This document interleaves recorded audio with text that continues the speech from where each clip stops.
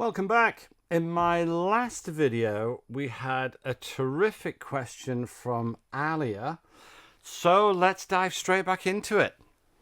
Splash, right? Okay, so Alia says, well, basically, let me just, it's clear that her business has recently expanded. So certainly let's start with a huge well done for that. Here's what she said. My business has grown from local to national, with team members now across multiple locations. How do I maintain our close-knit culture but at a distance? It's true. Expansion strains the glue that holds culture together, right? Especially when it's small and then it gets stretched out. So first of all, to the extent that you possibly can, codify it, right? If culture used to be passed on by osmosis, right? Now, unfortunately, it's going to need some kind of documentation. What kinds of things need writing down? Values and traditions and rituals. Write them down. Boring, yes, but vital, also yes, right? Systems and processes are now going to be, Alia, significantly more critical than ever before. Everybody knows that widening a battlefront is actually what defeats armies, right? And it gets it very difficult to get communication and messages and resources to the front. What does that mean? That means that now you have to communicate more. Not necessarily longer, but certainly more deliberately. Cadences will now matter, right? Weekly video updates, perhaps. Certainly monthly all hands, right? Even if it's just virtual. Very much more regular one-to-ones will be required. Now you're going to have to start to use a lot more stories. People can't see other things. You're going to have to share them around, right? These stories matter. They scale much better than policy does. What kinds of stories? Well, customer wins, internal kindnesses, right? Tough but good decisions. All of these things, they kind of carry your DNA much further than, I don't know, an employee staff handbook ever can possibly ever. You're going to have to figure out how to empower now your site leaders.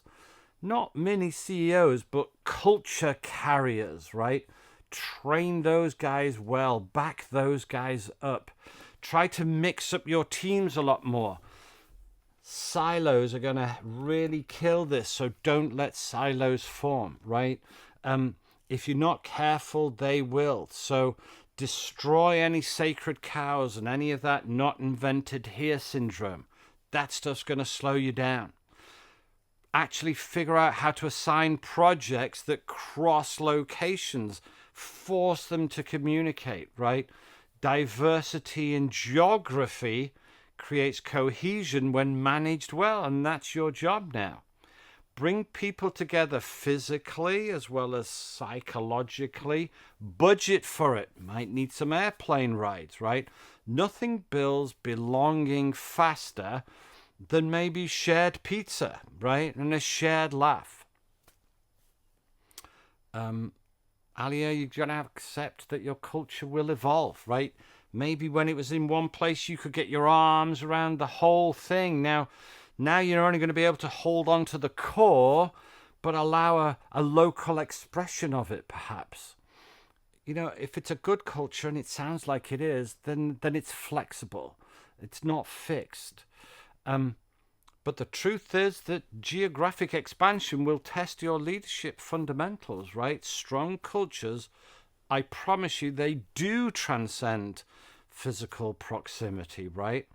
Create very consistent rhythms of connection, regular team meetings, more one-on-ones, more celebrations. Those things become more of a cultural anchor these days. You can't over-communicate as things go further away from home office, but you can certainly under-communicate. So those location leaders who I mentioned, who will maybe embody your cultural values and can extend your leadership presence, develop those. Technology is great now, you know. Use technology thoughtfully to figure out how to bridge some of those gaps. At MDL, at My Daily Leadership, we emphasize scaling culture, and that requires daily attention, right, from you, and developing cultural ambassadors, right? Management by walking around now is critical, more critical than ever.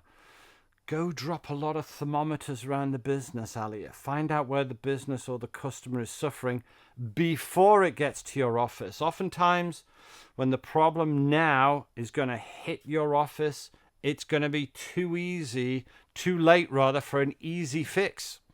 So go drop lots of thermometers around the business. That'll certainly help. Man, that's a great question, Ali. I hope that helped. Scaling culture is one of the trickiest parts of leadership. I love it. Okay, well, I think we only have a couple more at this time, I think. Let's see what's next. The next one, this one's quite popular. I think we've got 2 or 3 left. This talks about ambition, I think. It cuts to that. Here's the question.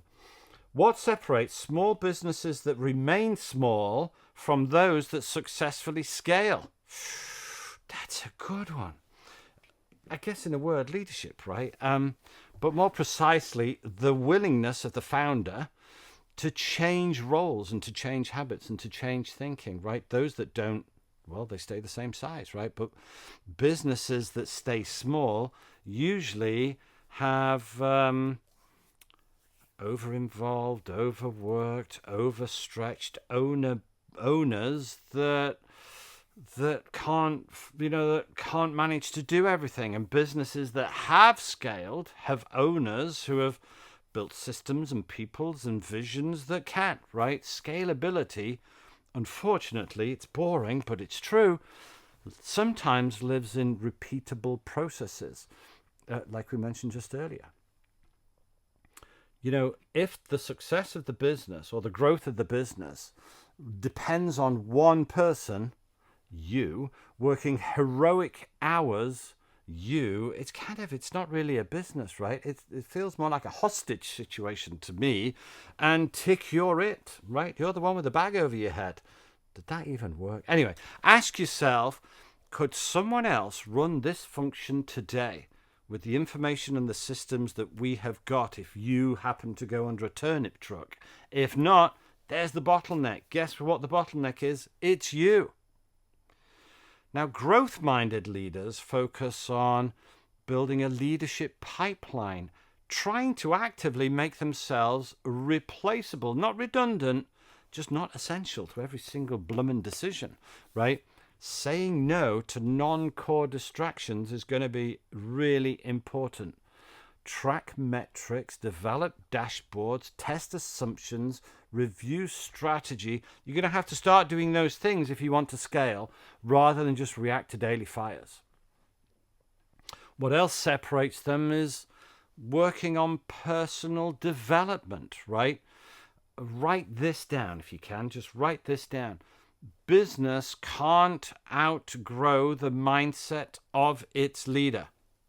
Business can't outgrow the mindset of its leader. Why don't you take a fixed growth mindset assessment? Please, it doesn't have to be hours, just take one, right? The ceiling of your business growth is your leadership capacity, and personal development precedes business development. So if you want your business to grow, we've got to grow you first. As the leader, you have an obligation to develop yourself so you can develop your people and so that they can develop your business. That's the order of things. If you want your business to get bigger, you've got to get bigger. If you want your business to get better, you've got to get better so you can make your people better. The way that we describe that is your job is to future-proof yourself and your people and your business. Remember, what got you here won't get you there.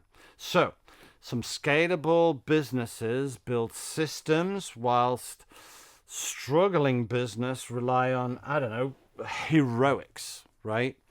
So you're going to have to systemize, I'm afraid, before you expand. I think, as I mentioned, growth mindseted owners focus on developing people, while stagnant owners focus on controlling outcomes. you're going to have to get over that hurdle, right? Successful scaling requires clarity about which elements of your business are core versus, I don't know, context, right? Leaders who scale think in terms of business design rather than here are my daily operations and my to-do list. They work on the business rather than in the business. We've heard it a million times, but it's not easy to do.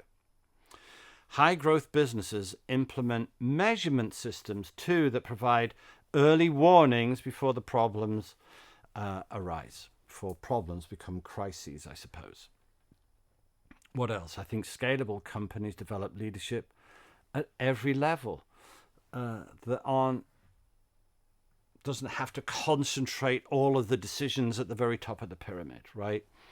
The discipline of regular strategic thinking, I think, probably also distinguishes, growing businesses from, let's say, the eternally small ones.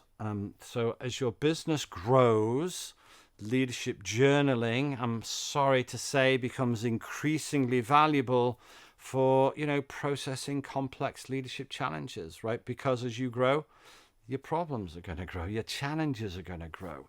Now, look, I guess the nice way to think about it is if IQ, because you're really smart, and technical skill, because you're really experienced, if those two got you here, IQ and technical skill got you here, EQ and clarity will get you there. I promise they will. But they're not just kind of going to happen by accident. They need working on with intentionality and regularity, right? You've got to scale if you want the business to scale. I don't know how else to say it. Okay, deep breath. Last two. This one, I liked this one. This was from Becca. We had it from Becca, Ginny, Mark, and Richard, to name a few. Thanks, guys. This is what this one sounds like. What daily leadership habits should I focus on to become the leader that my growing business needs? Nice. Well, easy question. Tricky answer. But look, small, consistent actions, right, compound over time, and they compound much more powerfully than occasional grand gestures, right? So develop powerful leadership habits, 1%, 1%, 1%, that can actually fit into your schedule. That stuff compounds. And let me give you some detail, right? Begin each day, that's every single day, with just 10 minutes of strategic thinking before all of the operational day in, day outs, all of those demands consume your attention. And then end every day with a brief reflection. What worked, what didn't, what did you learn, what you didn't, what you do differently better next time, tomorrow. Give yourself a leadership report card every day. If you say, well, you know what, today I was a B-. Great. Now figure out what you should have done today to make that B- an A+, and you're on your way, right? What else, Becca? Develop genuine curiosity about all of your team, right? Certainly ask better questions. Listen more than you speak. Ask more. Say less. Speak last. If you come out of a meeting and you think back over the meeting, whose voice did I hear most? If it was yours, you're in trouble. Read consistently outside your industry. Bring fresh thinking into your business. Create a very robust feedback system. Regularly ask your people, what's one thing I could do differently that would make your work much more effective? And then do it, right? Honor your foundations too. Sleep, nutrition, movement. All of those things will impact your decision-making quality, right? What else? Practice single tasking rather than multitasking. We think we're ever so clever multitasking. We're not. Get really focused and in the flow. Give full attention to the people and the projects and the decisions you're working on, right?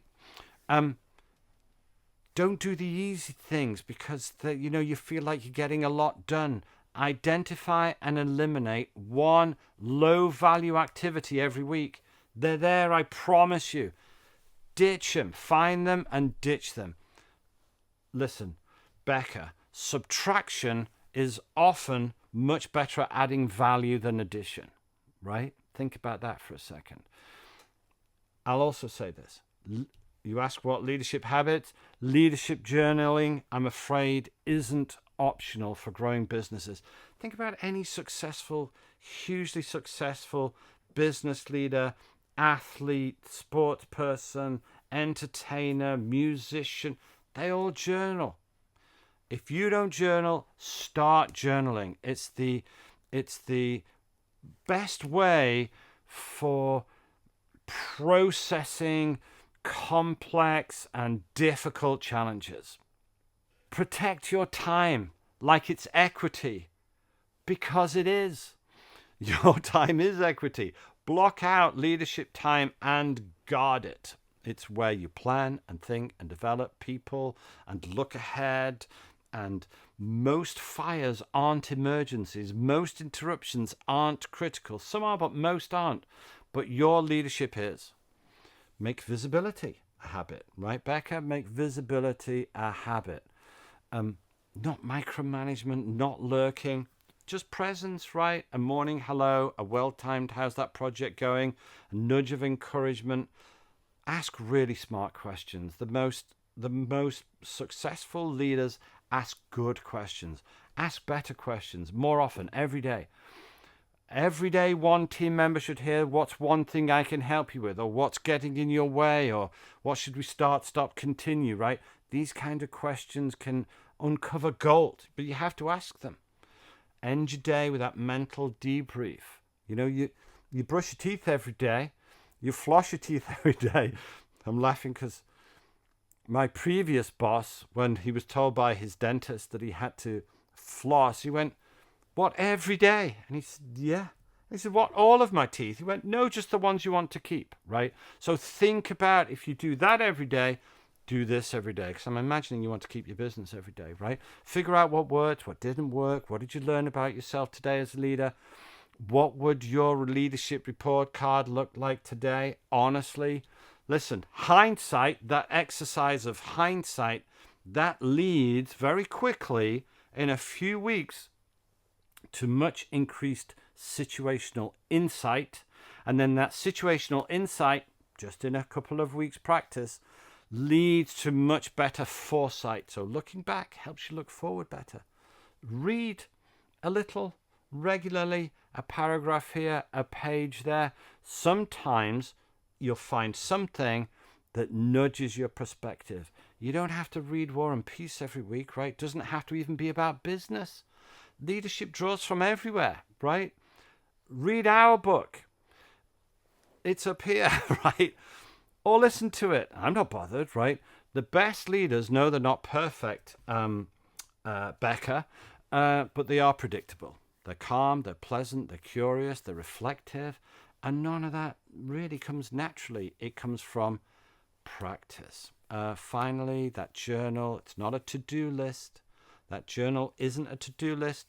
I guess more than anything, it's a to-be list, right? It's a reflection log. That's where your insights will compound. That's where you'll spot patterns. That's where you'll become the kind of leader that your business actually needs next. Well, that was a good question, Becca. That one hits close to home for a lot of us, I think. Certainly me. If you'd like a simple template to get started, Becca, reach out. We've got lots that we can send you. Okay, last one. There's lots more than where they came from, of course. So if they hit home and you want more, keep sending us questions and we'll keep trying to knock them down and answer them. Here's the last one for today. It's a short one, but we got it from lots of people. It's a good one. How do I shift from constant management to actual leadership? How do I stop managing and how do I start leading?